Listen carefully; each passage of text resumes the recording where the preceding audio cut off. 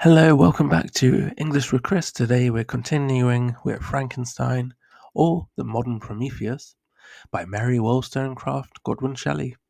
And we're currently on chapter 10, so if you'd like to find out what happens, stick around and we'll get reading. I spent the following day roaming through the valley. I stood beside the sources of the Aveyron, which take their rise in a glacier that with slow pace is advancing down from the summit of the hills to barricade the valley. The abrupt sides of vast mountains were before me, the icy wall of the glacier overhung me, a few shattered pines were scattered around, and the solemn silence of this glorious presence chamber of imperial nature was broken only by the brawling waves or the fall of some vast fragment.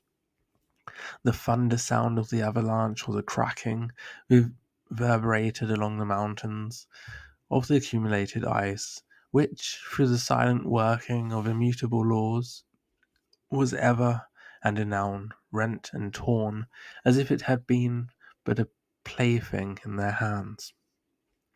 These sublime and magnificent scenes afforded me the greatest consolation that I was capable of receiving. They elevated me from all littleness of feeling, and although they did not remove my grief, they subdued and tranquilized it. In some degree, also, they diverted my mind from the thoughts over which it had brooded for the last month. I retired to rest at night, my slumbers, as it were, waited on and ministered to by the semblance of grand shapes which I had contemplated during the day.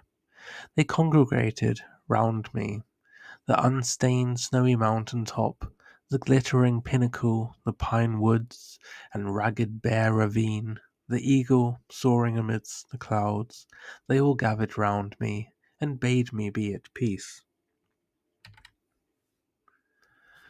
Where had they fled, which the next morning I awoke?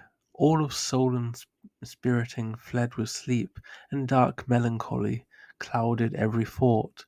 The rain was pouring in torrents, and thick mists hid the summits of the mountains, so that I even saw not the faces of those mighty friends. Still I would penetrate their misty veil, and seek them in their cloudy retreats. What were rain and storm to me? My mule was brought to the door, and I resolved to ascend to the summit of Montanvert. I remembered the effect that the view of the tremendous and ever-moving glacier had produced upon my mind when I first saw it.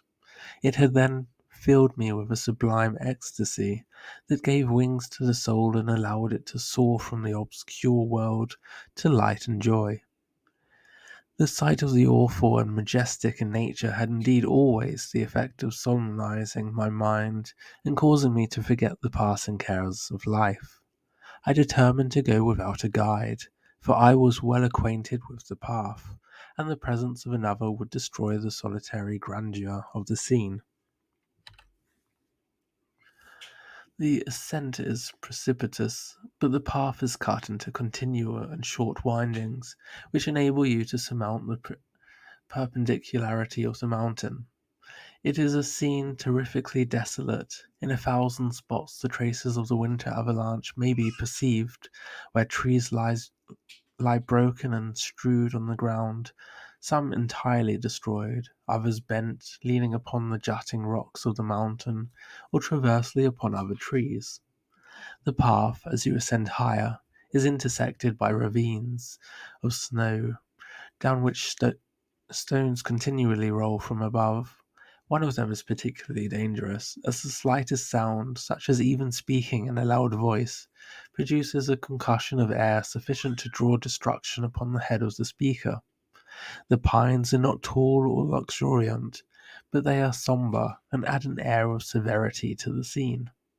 I looked on the valley beneath. Vast mists were rising from the rivers which ran through it, and curling in thick wreaths around the opposite mountains, whose summits were hidden in the uniform clouds, while rain poured from the dark sky, and added to the melancholy impression I received from the objects around me. Alas! Why does man boast of sensibilities superior to those apparent in the brute? It only renders them more necessary beings. If our impulses were confined to hunger, thirst, and desire, we might be nearly free. But now we are moved by every wind that blows, and a chance word or scene that that word may convey to us. We rest, a dream has power to poison sleep. We rise, wandering thought pollutes the day. We feel, conceive, or reason, laugh or weep, embrace fond woe, or cast our cares away. It is the same, for, be it joy or sorrow, the path of its departure still is free. Man's yesterday may ne'er be like his morrow, naught may endure but mutability. It was nearly noon when I arrived at the top of the ascent. For some time I sat upon the rock that overlooks the sea of ice. A mist covered both that and the surrounding mountains. Presently a breeze dissipated the cloud, and I descended upon the glacier. The surface is very uneven, rising like the waves of a troubled sea, descending low, and interspersed by rifts that sink deep. The field of ice is almost a league in width, but I spent nearly 2 hours in crossing it. The opposite mountain is a bare, perpendicular rock.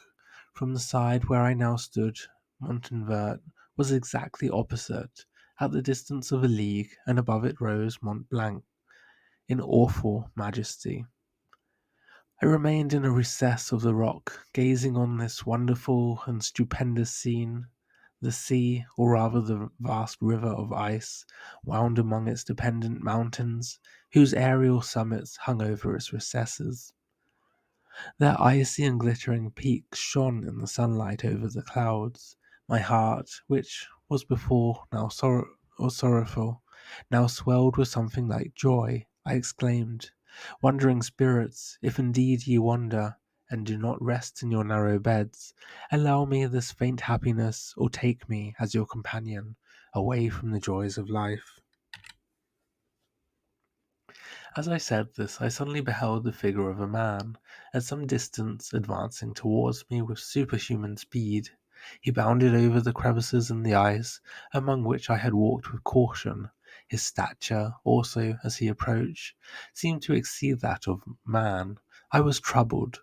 A mist came over my eyes, and I felt a faintness seize me, but I was quickly restored by the cold gale of the mountains. I perceived, as the shape came nearer, sight tremendous and abhorred, that it was the wretch whom I had created. I trembled with rage and horror, resolving to wait his approach and then close with him in mortal combat. He approached. His countenance bespoke bitter anguish, combined with disdain and malignity, while its unearthly ugliness rendered it almost too horrible for human eyes.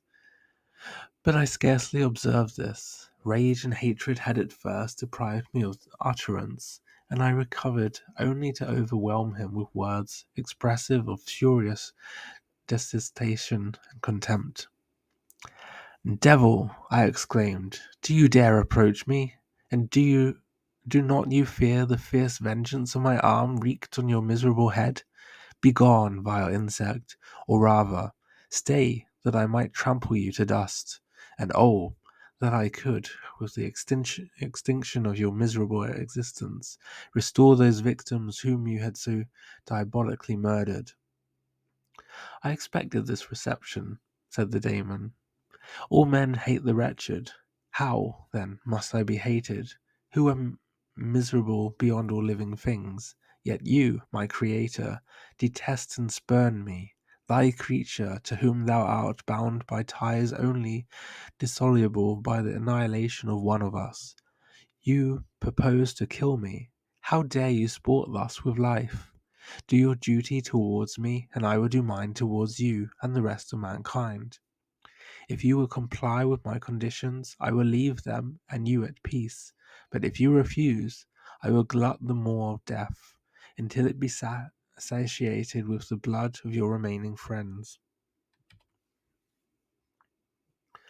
Abhorred monster, fiend that thou art, the tortures of hell are too mild a vengeance for thy crimes, wretched devil.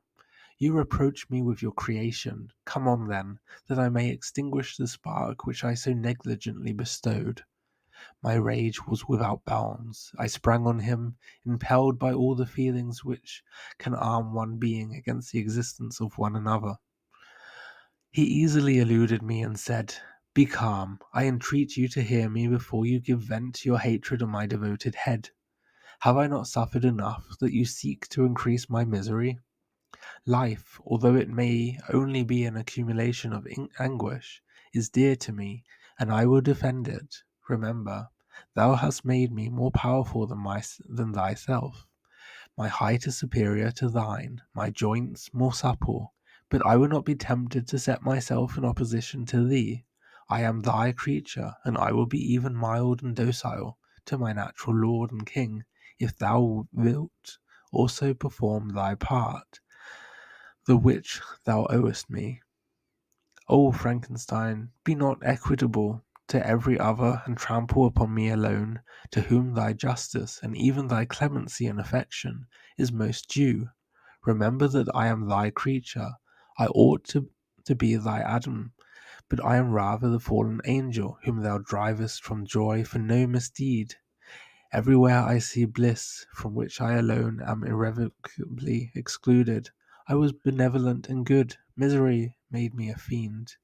Make me happy, and I shall again be virtuous.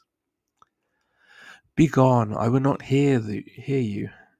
There can be no community between you and me. We are enemies. Begone, or let us try our strength in a fight, in which one must fall. How can I move thee? Will no entreaties cause thee to turn a favourable eye upon thy creature, who implores thy goodness and compassion? Believe me, Frankenstein, I was benevolent.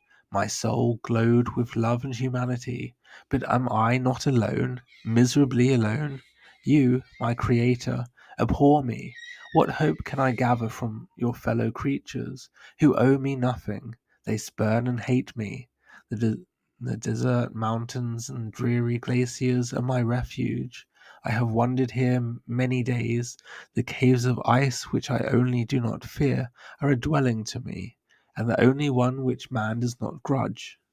These bleak skies I hail, for they are kinder to me than your fellow beings. If the multitude of mankind knew of my existence, they would do as you do, and arm themselves for my destruction. Shall I not then hate them who abhor me? I will keep no terms with my enemies. I am miserable, and they shall share my wretchedness. Yet it is in your power to recompense me, and deliver them from an evil which it only remains for you to make so great, that not only you and your family, but thousands of others, shall be swallowed up in the whirlwinds of its rage. Let your compassion be moved, and do not disdain me. Listen to my tale.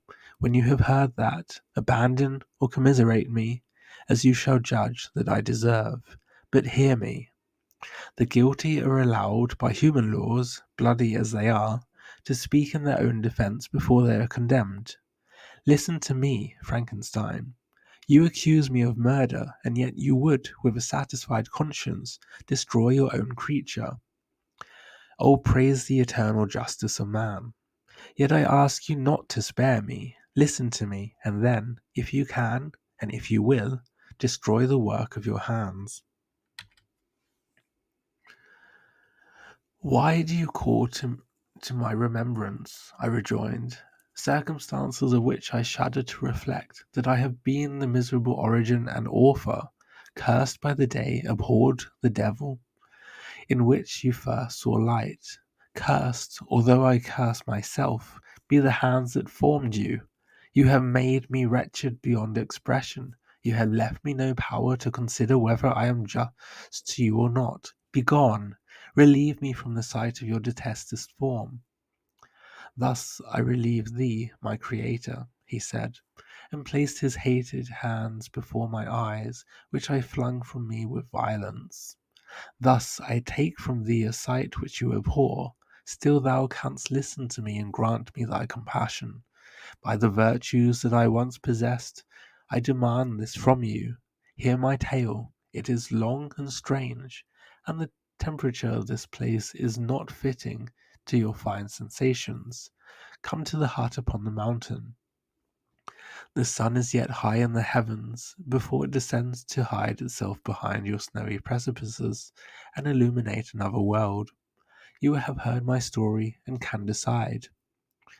On you it rests whether I quit forever the neighborhood of man and lead a harmless life, or become the scourge of your fellow creatures and the author of your own speedy ruin. As he said this, he led the way across the ice. I followed. My heart was full, and I did not answer him. But as I proceeded, I weighed the various arguments that he had used and determined at least to listen to his tale. I was partly urged by curiosity, and compassion confirmed my resolution. I had hitherto supposed him to be the murderer of my brother, and I eagerly sought a confirmation or denial of this opinion. For the first time, also, I felt what the duties of a creator towards his creature were, and that I ought to render him happy before I complained of his wickedness. These motives urged me to comply with his demand. We crossed the ice, therefore, and ascended the opposite rock. The air was cold, and the rain again began to descend. We entered the hut, the fiend with an air of exultation, I with a heavy heart and depressed spirits. But I consented to listen, and seating myself by the fire, which my odious companion had lighted, he thus began his tale. Okay, thank you for everyone who managed to stick around to the end. Join me again next Sunday for chapter 11, and please don't forget to like, subscribe, and comment. It'll be great to hear from you. I hope you enjoy the rest of your Sunday, or whenever you're watching this or listening. Take care, all the best, and bye for now. Bye bye.